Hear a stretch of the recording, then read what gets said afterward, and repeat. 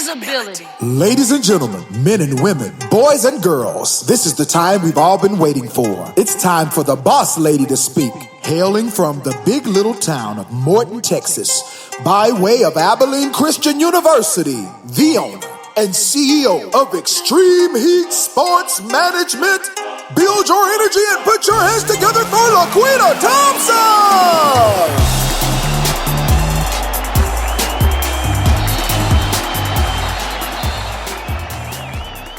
Hello, everyone. My name is LaQuita Thompson, and I'm the owner of Xtreme Heat Sports Management, based in the city of Houston, Texas. I'd like to first take this time to welcome you to the I Am podcast. And I'd like to thank all of our listeners and all of our participants who have shared some very inspiring stories. Before starting this podcast, some of the thoughts that went through my mind is, what will it be about? Because I wanted it to be something different. I didn't want it to be the same type of podcast where we're interviewing players, where we're talking about stats, where we're talking about evaluations, and we're talking about the top players. And so the thing of I Am came about because I had to reflect back on my athletic story as a young athlete myself. One of the biggest challenges that I encountered growing up was that, one, I grew up in a small town, Morton, Texas, probably a population of about 2,200. I graduated in a class where I believe we had 46 to 50 people. One of the largest classes that we had coming out of Morton High School. It's in West Texas, and it feels like it's in the middle of nowhere. Now, I grew up in a time where we didn't have a lot of the NCAA that we have now. There was no WNBA. There wasn't a lot of female presence on TV for me to watch. There were a few. Some of my role models that really inspired me that want to continue to play was Coach Pat Summitt. Oh, everybody knows Pat Summitt. That's one of the greatest coaches who have ever lived and coached in women's basketball. She was one of the best coaches even compared to some of the men out of Tennessee, University of Tennessee. Some players that we had were like Clarissa Davis, who was out of the University of Texas, and Cheryl Miller, who was out of USC. Those were some of the players that were playing in college ball while I was in high school. And then I cannot forget the great Coach Stringer, who at the time was not coaching with the Ruggers, but she was in her early years of coaching. And she was coaching, and the majority of her players were black players. And that was so inspiring to me, because that's not something that I was able to see in Morton, Texas frequently. And so one of my biggest struggles is not only that I felt like I was in the middle of nowhere and no one knew about me, but the other thing is, because of that, I didn't have really good self-esteem. I had what they call now vacant self-esteem. I didn't believe in myself to the point of becoming, this great basketball player out of West Texas. I didn't believe in myself to do that. And part of the challenges that I faced along with that was that I didn't have a coach that believed in me either. So I felt invisible. So one, I'm in a small town in the middle of nowhere in the desert. At least it feels like that.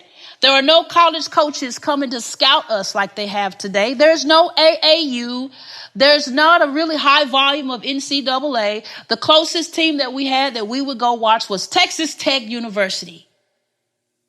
The other challenge that I faced within feeling invisible was that my self-esteem was not good, and I did not have a supporting coach that would push me or drive me or that would motivate me or that inspired me to do better and to get better. So I struggled with that mentally and emotionally because I felt invisible. I felt I didn't really have a voice or any direction to know what I really needed to do to get a college scholarship, but somehow I knew that that's what I wanted. I wanted to play college ball. One of the things I remember, my grandfather, he was a great man. I grew up with my grandparents.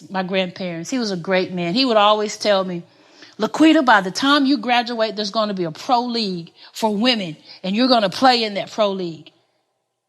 Even though that was his aspiration for me, he never once said that education was not important. He believed in education. And he believed I was one of the most talented and one of the most intelligent young people he knew. He never not told me that he was proud of me. But I still felt invisible with no direction. There were no scouters coming to watch us. There were no scouting companies that could help direct me. There was no recruiting service. There was none of that available for me growing up. And I felt invisible. I had the talent. I was very gifted at the game of basketball. It's in my blood. Everybody in my family are athletes. It's in our blood. I could play. I could handle the basketball. Now my shooting wasn't the best. I wasn't a real shooter because I didn't believe in my shot, but I could play defense, man. I could dig in. And I remember Coach Mason when we had one camp and he taught us how to play defense and how to get in that stand. So, man, I love defense. I loved it because that was one thing I was confident at. And I knew that if I could go long enough and if I had the endurance, I could do it. But I still felt invisible. Another challenge that I faced was that a coach was always telling me that I was too heavy and that if I would lose 10 or 15 pounds, I could be quicker, my agility would be better, and then maybe I could get more playing time. So now not only is my self-esteem not really good, it's vacant, it's nothing really high or low, I'm just existing, but now I loathe myself because now I feel fat. I felt invisible. The one thing that God blessed me with, and I'm so grateful for that, is a high work ethic. I know how to work hard. I injured my knee my sophomore year or my junior year, and I did not want to have surgery. I went to the physical therapist, the doctor. They say it's not quite torn, but we need to do a scope. I didn't want to do a scope because I didn't want to miss out on the last couple years of my season. And so my PT, they were amazing out in Lubbock, Texas, said, okay, if you go and you do your rehab and you do these exercises and when you come back and we test that knee, if it's strong enough, we will release you to play with the brace. That was the beginning of my work ethic. That gave me something to focus on. That gave me a goal to push for. And it motivated me to say, you know what? They think that I can't come back without surgery, but I'm coming back stronger than ever. And I did, but I still felt invisible. I came back and I went to the PT and she tested both my left leg and my right leg. And she's like, wow, the leg that you hurt is stronger than the leg that wasn't injured. I put in the work. I worked hard. I would be in the field house is what we called it, where the weights were. And I'd be lifting weights, man. I had muscle. I was muscled. I had some tone about me. I was still kind of thick. But man, I was strong. I got that thing strong because I was focused and I was motivated. And that has never left me to this day. But I still felt invisible because there weren't coaches walking through that door. No one knew about me. And when I was time to graduate and I didn't have a place to go, I was so depressed because I'm like, here we are, the end of high school. And we went to state, man. We was on the first team of high school to go to state and we won. We came back state champions and I played a few seconds in that. Now that would have been the biggest opportunity for us because at Austin, at the UIL state tournament, that's where your coaches get to see you. So when we got there, I'm thinking, okay, this is my moment. This is an opportunity. But I only got to play a few seconds. So I was still invisible. Not only were we at University of Texas for UIL, the state championship, but that was my dream school, the University of Texas, to play for Jody Conrad at the time. But I was invisible. I only got a few seconds on the court because he had to let the seniors play. So Even though we won a championship and we celebrated, I was still hurting. I was still sad. I was still felt invisible, and I felt like I still wasn't good enough, and it wasn't looking good for a college scholarship. And so my first year, I went to college. I went to U of H, and I was a walk-on, and it didn't feel like a great situation. So I ended up transferring, going to Abilene Christian University, where I thought it would be better. And although there were some great high moments being at Abilene Christian University, man, I had opportunities to shine on TV and be highlighted at halftime, and we would make it to the playoffs and to the Lone Star Conference tournament. But it still wasn't what I dreamed about or what I was expecting, and I still felt invisible. I still felt my coach didn't really believe in me. And I still had the issue of being told I was too fat, and if I would lose about 20 pounds over the summer, come back, we'll check on that playing time.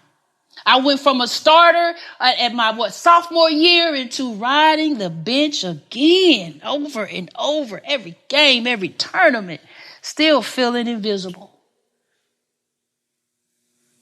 And so at that point, I did try to go pro because it's something inside of me that remember what my papa said, that by the time you get to this part of your life, there will be a pro women's league for you to play in. So I did pursue that. I did go to the early WNBA tryouts where they would have 300 and some odd women trying out for 2 positions. Again, invisible, not good enough, didn't quite make the cut. I worked hard. I worked every summer. I work out with my ball handling in the garage. I would go to Valley Fitness and play basketball against the dudes. I would go to the park and play against the dudes. I would play basketball all the time. I worked on my shot one summer because one of the men coaches took me in the dark. Right after graduation, my junior year, the end of my junior year, he took me in the Coliseum right after graduation, no lights on. And he took me to that goal and he worked with my shooting before I got in the car to come back home to Houston. And he fixed it. And I worked on that shot all summer. I lost weight that summer. I was ready. I said, man, my senior year is going to be the year. But I still didn't get a lot of playing time. And I still felt invisible. So leaving all of that, high school and then college, and then now I'm an adult. And I did try for the pro. I ended up playing semi-pro for a little while. But then I just realized the passion to do that just wasn't in me. I really didn't want it anymore. I was still working out hard. I was still lifting weights and I was still running. I was still, on these different diets, just trying to keep my weight down because everybody seems to think I'm fat. I think I'm okay, but everybody says I'm fat. So I'm on these diets. I'm trying to stay fit. I'm trying to stay in shape. I'm trying to eat right. But the passion to go pro just wasn't there.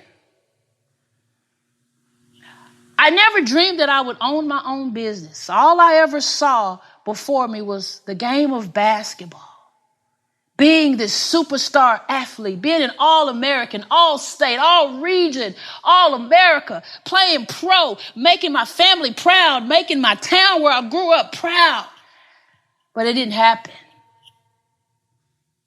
But along that way, the one thing that I always tell the kids that I work with, that when I was sitting on that bench, wanting to play, I was watching the game. And as I was watching the game, that's how I learned the game, sitting on that bench. As I was hearing what the coach was calling and what the players were doing or weren't doing, I was learning the game and I was learning how to scout the game. And so my career ended up being in scouting the game of basketball. I never knew or dreamed that I would own a business or that I would travel all across the world or that I would work with NBA players or be a national scout for John Lucas Enterprises. I never dreamed of that. I thought I would play, but that's where God put me. He made me visible and told me I was always visible. I just didn't believe it. So, therefore, I was hidden in my own mind. Stuck in my own self. No longer am I invisible. I'm visible now. And the goal of this podcast is to help those who feel the same way to be visible also. To give those who feel that they are under recruited, that no one is watching them play, that they're spending all this money with AAU. You're traveling from city to city, state to state. You're at all these tournaments and you're still not getting no love from college coaches. This podcast is also for you. I want every athlete out there to feel that you are heard, to feel and to know that your story is important. See, when I was growing up, I didn't think I had a testimony, and I didn't think my story was valid. I didn't think my story could be a inspiration or any kind of motivating tool for anybody. But what I found out that it really is, because many of our athletes suffer the same thing, feeling invisible, feeling not good enough, feeling nobody's watching you, feeling your voice isn't being heard, feeling your story is nothing. The I Am podcast is for you. The I Am podcast is for us. I want all of those athletes, young and old, new and been playing and seasoned. I want you to be able to share your story and know that your story is somebody else's story, that they're walking right now, and your voice may be the very thing they need to inspire and motivate them to work just a little bit harder and to believe in yourself. I want that to be what the purpose and goal of this podcast to be. I want you to believe in yourself. I want you to believe in your story. And I want you to be secure in sharing your story, the good, the bad, and the ugly. There are so many layers to our story. And I want us to feel comfortable in sharing parts of that story and begin to shed all of those things that we have told ourselves. I want you to start forgiving yourself for the things you told yourself when you were 12 or when you were 10 or when you were 18 or when you were 22 or whatever it is. And I want you to start walking a life of victory and believing in you, no matter what anyone else says or thinks about you, no matter if they say you're too short or you're too tall or you're too fat or you're too skinny or you're too dark. I want you to believe in your story, tell your story, live your purpose. I want you to maximize your potential. I had to learn it as an adult. I wish I had known it as a kid. But one thing I can thank God for is he gave me a mentor that helped me. And he surrounded me with a circle of people that are supportive and that we're there for each other. And we'll call each other out, the good and the bad and the ugly, but we're there to support. And you can't do anything without the power of God. Through this journey, and this is just one part of my story, there's so much more to tell. I learned to have true faith in God and to let him lead me into what he wanted me to do, because what he put in me, he has purpose for. And I see it every time I work with a kid, every time I'm training a kid, every time I'm mentoring some of my players that I train or I work with or I travel. That purpose. I didn't get to shine as an athlete, but I can help athletes get to where they will feel better about themselves and they can maximize their opportunities. So I want to thank you for listening to the I Am podcast and following us and being one of our friends. And I ask that you would share this podcast with your family, with your friends, with your teammates, with your coaches, your school. And if you want to tell your story, you can always reach out to us. We would love to hear your journey. We'd love to hear about your journey. We'd love to hear how you overcame and how you came through.